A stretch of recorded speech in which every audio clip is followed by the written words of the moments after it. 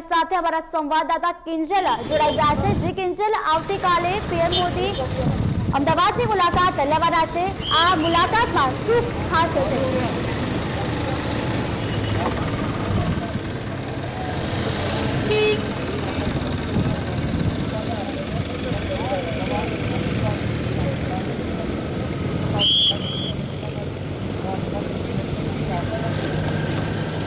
જી લેવાના છે ત્યારે આ મુલાકાતમાં શું ખાસ હશે?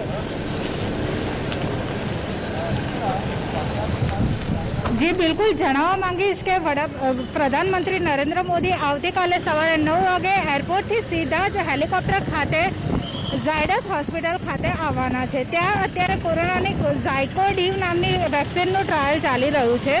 વડાપ્રધાન મોદી ખુદ જાતે જ આ વેક્સિનનું નિરીક્ષણ કરવાના છે। તેની માટે તેઓ અહીંયા ઝાયડસ કેડિલાની જે પ્લાન્ટ છે તેની મુલાકાત લેવાના છે।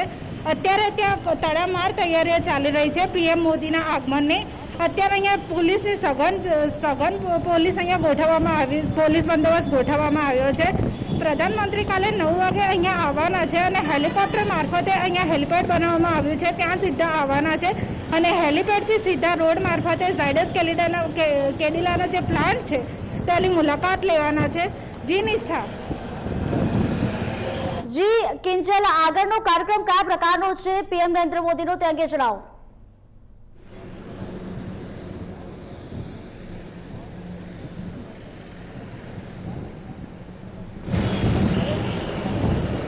જી કિંજલ, આપણે મારો અવાજ સંભળાઈ રહ્યો છે? પીએમ મોદી સૌપ્રથમ અમદાવાદમાં આવશે, સેન્ટરની મુલાકાત લેશે, ત્યારબાદ પીએમ મોદી કાસ્ટરની મુલાકાત લેશે। જી બિલકુલ જણાવવા માંગીશ નિષ્ઠા કે પીએમ મોદી સીધા જ અહીંયા આવવાના છે। અહીંયાની ઝાયકોડી નામની જે રસી તૈયાર થઈ રહી છે તેનું ટ્રાયલ છેલ્લા તબક્કામાં પહોંચી ગયું છે। પીએમ મોદી તેનું જાતે નિરીક્ષણ કરશે। ત્યારબાદ પીએમ મોદી પુના હૈદરાબાદ ખાતેની જે બાયોટેક કંપની છે તેની કોરોના કોવેક્સિનનું પરીક્ષણ કરશે અને ત્યારબાદ તેઓ પુનાની સિરમ ઇન્સ્ટિટ્યૂટ છે તેની મુલાકાત લેવાના છે। જી નિષ્ઠા।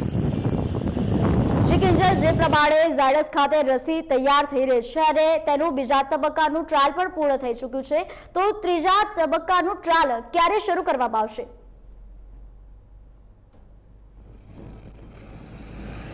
જી નિષ્ઠા જણાવવા માંગીશ કે હાલ અત્યારે અમદાવાદની ઝાયડસ કેડિલા પ્લાન્ટ છે ત્યાં કોરોનાની કોવેક્સિન ઝાયકોડી નામનું તેનું નામ આપવામાં આવ્યું છે અને તેનું 2 તબક્કાનું જે ટ્રાયલ આવે છે તે પૂર્ણ થઈ ગયું છે અને ત્રીજા તબક્કામાં તે રસીનું ટ્રાયલ હાલ ચાલી રહ્યું છે। તો વડાપ્રધાન મોદી તે રસીને પરીક્ષણ માટે અહીંયા આવવાના છે અને તેઓ જાતે જ કે આ રસીનું નિરીક્ષણ કરશે। દરેક દેશવાસીના મનમાં અત્યારે એક સવાલ ચાલી રહ્યો છે કે કોરોનાની રસી ક્યારે આવશે। વડાપ્રધાન મોદી ભારતમાં જ આ રસી મળી શકે અને ભારતની જ કંપની આ રસીને બનાવે તેવી તેમણે પ્રયાસો કરી રહ્યા છે। જી નિષ્ઠા। જી કિંજલ, આપણે સરસ વાત કહી છે કે સૌ કોઈ પાર્ટીને બેઠા છે કે કોરોનાની વેક્સિન ક્યારે આવશે, પરંતુ ખાસ કરીને જો વાત કરવામાં આવે કે ઝાયડસ ની અંદર જે રસી તૈયાર કરવામાં આવી રહી છે, ઝાયકોડી બ્રાન્ડ હેઠળની રસી તૈયાર કરાઈ રહી છે, તો આ ત્રીજા તબક્કાનું જે ટ્રાયલ છે તે કેટલા લોકો પર સફળ રીતે પરીક્ષણ કરવામાં આવશે? જી નિષ્ઠા, જણાવવા માંગીશ કે અહીંયા જે ઝાયકોડી નામની જે કોરોનાની કોવેક્સિન છે તે તૈયાર થઈ ગઈ છે। હાલ તો 2 તબક્કાનું ટ્રાયલ પૂર્ણ થઈ ગયું છે, પણ ત્રીજા તબક્કાનું ટ્રાયલ જે ક્યારથી શરૂ થશે તે નરેન્દ્ર મોદી આ રસીનું નિરીક્ષણ કરશે, ત્યારબાદ નક્કી કરવામાં આવશે। થોડા દિવસ અગાઉ જ સોલા સિવિલમાં પણ એક રસી લાવવામાં આવી છે, તેનું નિરીક્ષણ અને તેનું ટ્રાયલ પણ લોકો ઉપર ચાલુ કરી દેવામાં આવ્યું છે। 25 લોકોએ સ્વૈચ્છિક રીતે આ રસીનું પરીક્ષણ કરવા માટે પોતાના નામ પણ જોડાવ્યા હતા। જી નિષ્ઠા। જી કિંજલ, એક બાજુ સિરમ ઇન્સ્ટિટ્યૂટ દ્વારા પણ રસી તૈયાર કરવામાં આવી રહી છે અને તે ઉપરાંત ઝાયડસ દ્વારા પણ રસી તૈયાર કરવામાં આવી રહી છે। મહત્વની વાત છે કે બીજા ટ્રાયલની કામગીરી પૂર્ણ થઈ ચૂકી છે। ઝાયડસની જે રસી તૈયાર કરાઈ છે ત્યારે પીએમ મોદી આવતીકાલે જ્યારે અમદાવાદની મુલાકાત લેવાના છે ત્યારે શું ખરેખર મોટી જાહેરાત થઈ શકે છે ખરા? જી નિષ્ઠા, જણાવવા માંગીશ કે પીએમ મોદી જે છે તે રસીને લઈને પીએમ મોદી ભારતને આત્મનિર્ભર ભારત બનાવવા માંગે છે, તેને લઈને રસીને લઈને પણ આત્મનિર્ભર, તેમણે રસીનું નામ પણ આત્મનિર્ભર આપી શકે તેવા સંકેતો જણાઈ રહ્યા છે. દેશની દુનિયાની 250 કંપનીઓ આ રસીની હોડમાં લાગેલી છે, તેમાંથી ભારતની 30 કંપનીઓની નજર છે અને સિરમ ઇન્સ્ટિટ્યૂટમાં પણ રસીનું ટ્રાયલ છેલ્લા તબક્કામાં છે તેવો કંપની દ્વારા દાવો કરવામાં આવે છે. સાથે જ હૈદરાબાદની જે બાયોટેક કંપની છે તે કંપની દ્વારા પણ દાવો કરવામાં આવ્યો છે કે રસીનું ટ્રાયલ ત્યાં જે રસી તૈયાર થઈ રહી છે તેનું ટ્રાયલ પણ છેલ્લા તબક્કામાં છે.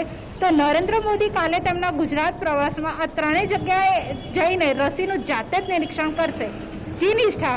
જે આભાર સમગ્ર વિગત આપવા બદલ. તો કોરોનાની રસી તૈયાર થઈ ચૂકી છે. ઝાયકોડી બ્રાન્ડ હેઠળ રસી તૈયાર કરી રહી છે. રસીના પહેલા 2 ટ્રાયલની કામગીરી પૂર્ણ થઈ ચૂકી છે અને ત્રીજા તબક્કાની કામગીરી આવતીકાલે શરૂ થઈ શકે છે તેવા એંધાણ વર્તાયા છે.